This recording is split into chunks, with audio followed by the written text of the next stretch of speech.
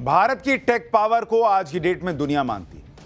भारत में ऐसे लोगों की कमी नहीं है जो दुनिया भर में जाकर गजब का काम कर रहे हैं। फिर भी हम इस मामले में पिछड़ जाते हैं कि ईमेल करना है, पर्सनल मैसेज करना है तो अमेरिकी कंपनियों या दूसरी विदेशी कंपनियों के भरोसे रहते हैं। लेकिन अब इस दिशा में भी सोचा जा रहा है, इस दिशा में काम भी शुरू हो गया है।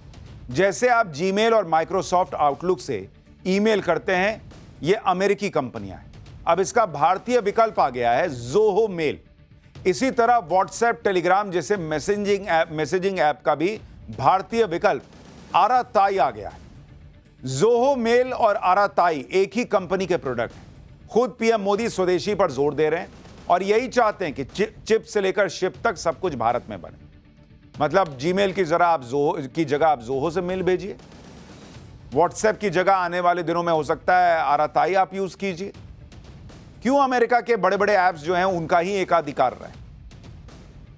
स्वदेशी को बढ़ावा देने के लिए आज गृह मंत्री अमित शाह भी जीमेल से ज़ोहो मेल पर शिफ्ट हो गए। भाई, अमित शाह ने बताया कि अब उनका नया ईमेल एड्रेस ज़ोहो मेल पर है। अमित शाह ने कहा कि भविष्य में मेल के जरिए उनसे संपर्क करना हो तो ज़ोहो मेल आईडी पर मेल करिए। और इसके बाद अमित शाह ने जो बात कही उसकी बहुत चर्चा हो रही है, क्योंकि अमित शाह ने अपने सोशल मीडिया पोस्ट के आखिर में लिखा, thank you for your kind attention to this matter.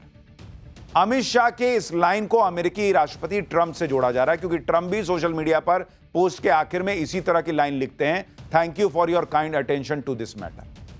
यानी अमित शाह ने बिना ट्रंप का नाम लिए अमेरिकी जीमेल को अलविदा कह दिया और अमेरिका को स्वदेशी की ताकत भी दिखा दी और मैसेज ट्रंप को दे दिया कि भाई thank you for your kind attention. तुम्हारी दादागिरी यहां नहीं चलेगी, दूसरे देशों पर ट्राई करना। ज़ोहो मेल हो या कोई और भारतीय कंपनियां हो, तब तक इन कंपनियों को भारत के लोगों का साथ नहीं मिलेगा जब तक कि ये कंपनियां बड़ी बड़ी इंटरनेशनल कंपनियों से टक्कर नहीं ले पाएंगी। स्वदेशी प्रोडक्ट और सर्विस को बढ़ावा देने में मोदी सरकार पीछे नहीं है। आप देखिए, 3 अक्टूबर को शिक्षा मंत्रालय ने सभी सरकारी दफ्तरों को अपने डॉक्यूमेंट रिलेटेड कामों के लिए ज़ोहो ऑफिस सूट का इस्तेमाल करने का निर्देश दिया। जैसे माइक्रोसॉफ्ट का नहीं आता है, वैसे ही ज़ोहो का आ गया, तो भाई ज़ोहो यूज करो। हाल ही में कैबिनेट की ब्रीफिंग के दौरान भी ज़ोहो ऑफिस सूट का इस्तेमाल हुआ। इसमें ऐसे फीचर्स हैं कि आप जीमेल से आसानी से इस प्लेटफॉर्म पर स्विच कर सकते हैं। ज़ोहो एक भारतीय कंपनी है जिनके फाउंडर श्रीधर वेम्बू हैं। श्रीधर वेम्बू अमेरिकी मल्टीनेशनल कंपनी में लाखों की नौकरी छोड़कर बिना किसी शोर शराबे और बिना किसी दिखावे के गांव में रहते हैं और गांव से ही अपनी करोड़ों की कंपनी चलाते हैं। व्हाट्सएप को टक्कर देने के लिए साल 2021 में ज़ोहो ने अपना मैसेजिंग ऐप आराताई भी लॉन्च किया था। आराताई तमिल भाषा का शब्द है जिसका मतलब बातचीत होता है, गपशप। इस ऐप में व्हाट्सएप की तरह ऑडियो वीडियो कॉलिंग और मैसेजिंग का फीचर है। कंपनी का दावा है कि उसके प्रोडक्ट्स में एंड टू एंड इंक्रिप्शन से डेटा सुरक्षित रहता है और किसी भी जानकारी को विज्ञापन दाताओं के साथ साझा भी नहीं किया जाता।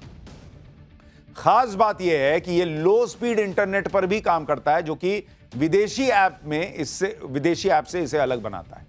ज़ोहो का मैसेजिंग ऐप आराताई तेजी से लोकप्रिय हो रहा है। 3 अक्टूबर तक इसके 75 लाख यूजर्स हो भी गए। यानी धीरे धीरे ही सही, लेकिन लोग स्वदेशी की तरफ स्विच हो रहे हैं। भाई, व्हाट्सएप से भी मैसेज ही ना कर रहे हैं, फोटो ही ना भेज रहे हैं, सुबह सुबह गुड मॉर्निंग ही ना भेजना है, दिन भर व्हाट्सएप में इधर उधर चर्चा ही ना करनी है कि कल पाठशाला में ये देखे या नहीं देखे, तो आराताई पे कर दो। अपना कम से कम तो है। पीएम मोदी भी लोगों से स्वदेशी अपनाने की ही अपील कर रहे हैं। कई लोगों को यह लग रहा होगा कि कैसे माइक्रोसॉफ्ट, व्हाट्सएप, गूगल जैसी कंपनियों को भारतीय कंपनियां टक्कर दे पाएंगी, दे भी पाएंगी या नहीं दे पाएंगी। आपको माइक्रोसॉफ्ट के उदाहरण से बताता हूं कि कोई भी बड़ी कंपनी रातों रात खड़ी नहीं हो जाती। जैसे साल 1971 में पहली बार मेल यानी इलेक्ट्रॉनिक संदेश का आविष्कार हुआ। 1975 में माइक्रोसॉफ्ट कंपनी बनी, लेकिन माइक्रोसॉफ्ट की मेल सर्विस की शुरुआत 13 साल बाद 1988 में हुई। आज ग्लोबल ऑफिस सॉफ्टवेयर मार्केट में माइक्रोसॉफ्ट ऑफिस की हिस्सेदारी 30% है। अब भारत के संदर्भ में बात करें तो भारत बहुत बड़ा देश है, ऑलमोस्ट 150 करोड़ की आबादी है। अगर कोई प्रीमियम प्रोडक्ट बनाकर उसे बढ़ावा दिया जाए तो वो प्रोडक्ट या सर्विस ग्लोबल मार्केट में आसानी से बिग प्लेयर बन सकता है, जैसे कि चीन करता है। चीन में व्हाट्सएप की जगह वी चैट चलता है, गूगल की जगह बाइडू चलता है, यूट्यूब की जगह बिलीबिली चलता है, चैट जीपीटी की जगह डीप सीक चलता है। चीन के लिए यह काम इसलिए आसान हो गया क्योंकि उसने अपने यहां स्वदेशी विकल्प भी तैयार किए और ज्यादातर विदेशी ऐप को बैन ही कर दिया कि जाओ, रहोगे ही नहीं, हटाओ। जैसे YouTube से कई लोग परेशान हैं कि एल्गोरिदम में इधर उधर होता रहता है।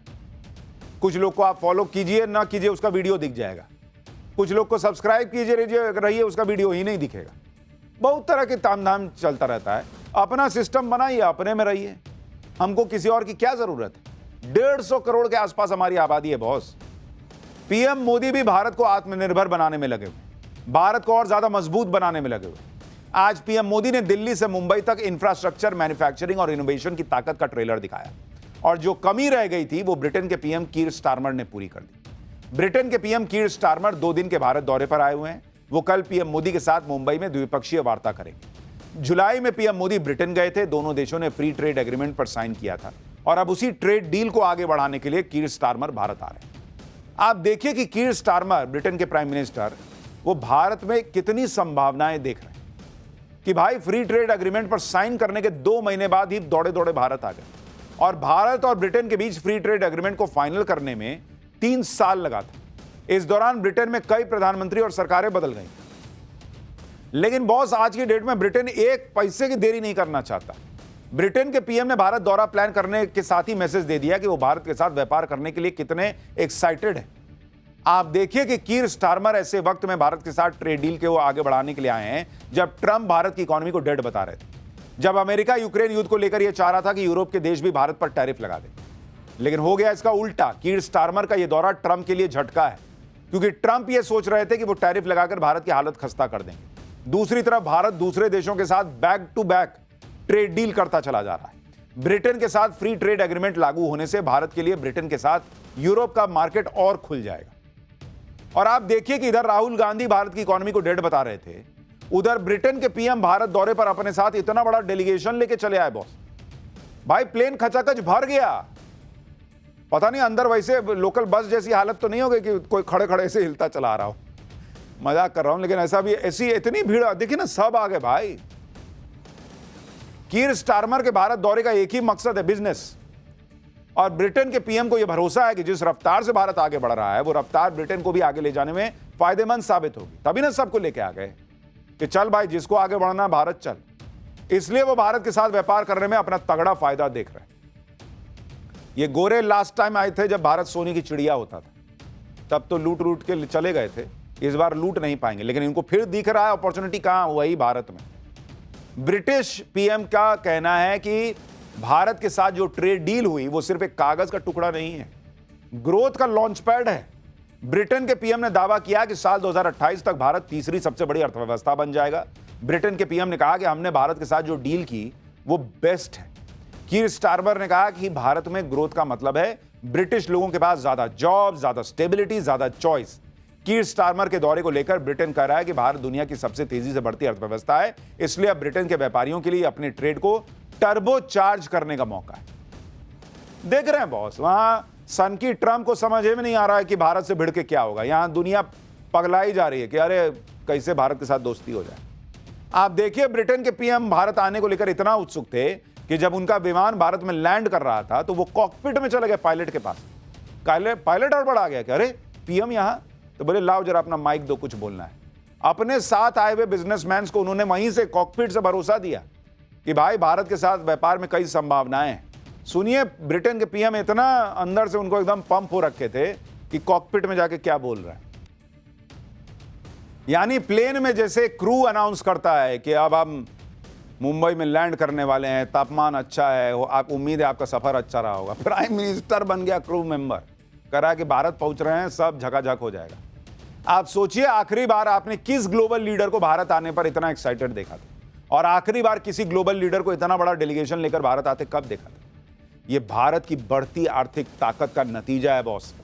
ये दुनिया के बड़े बड़े देश भारत की तरफ खींचे चले आ रहे हैं, और यही प्रधानमंत्री नरेंद्र मोदी ने किया है 10 साल में कमाल। कि इतनी अनिश्चितता के माहौल में, दुनिया में बहुत अनिश्चितता चल रही है, दुनिया से इकोनॉमी नहीं संभल रही है, महंगाई नहीं संभल रही है। वहां अमेरिका में रिसेशन आने वाला है, ट्रंप इतना पैर पटक रहे हैं उसके बावजूद, और यहां नरेंद्र मोदी ने भारत की इकोनॉमी को रॉकेट ऐसा बनाया हुआ है कि पब्लिक कह रही है कि बॉस हमारी गाड़ी तो चल नहीं रही, इनके रॉकेट पे चढ़ जाते हैं। आप पीएम मोदी के जीएसटी नेक्स्ट जनरेशन रिफॉर्म का ही असर देख लीजिए। मार्केट में अलग लेवल की धूम मची हुई है। सबसे ज्यादा धमाका तो ऑटो सेक्टर में हो रहा है। मर्सिडीज बेंज इंडिया ने नवरात्रि के 9 दिनों में 2500 कारें बेच दी। यह रिकॉर्ड फेस्टिवल सेल है। मारुति सुजुकी ने नवरात्र के दौरान 1,65,000 से ज्यादा कारें बेच डाली। महिंद्रा एंड महिंद्रा के एसयूवी सेगमेंट की सेल 60% बढ़ गई।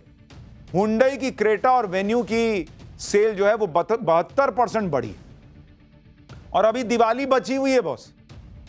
सुनिए जीएसटी घटने के बाद रिकॉर्ड खरीदारी पर पीएम मोदी ने क्या कहा है। अभी जीएसटी में जो नेक्स्ट जनरेशन रिफॉर्म्स हुए हैं, जो चीजें सस्ती हुई है, उससे भी देश के लोगों का सामर्थ्य बढ़ा है। मार्केट से आए आंकड़े बताते हैं कि इस बार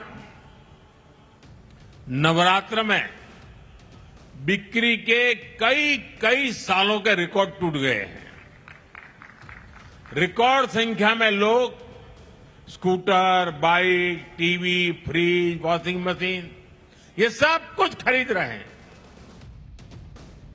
यानी भारत का विकास से जो रिश्ता जुड़ा है ना बॉस, ये रिश्ता तोड़े ना टूटने वाला। जिनको डेड इकोनॉमी लगता था, उनकी पॉलिटिक्स डेड होने की कगार पर आ गई।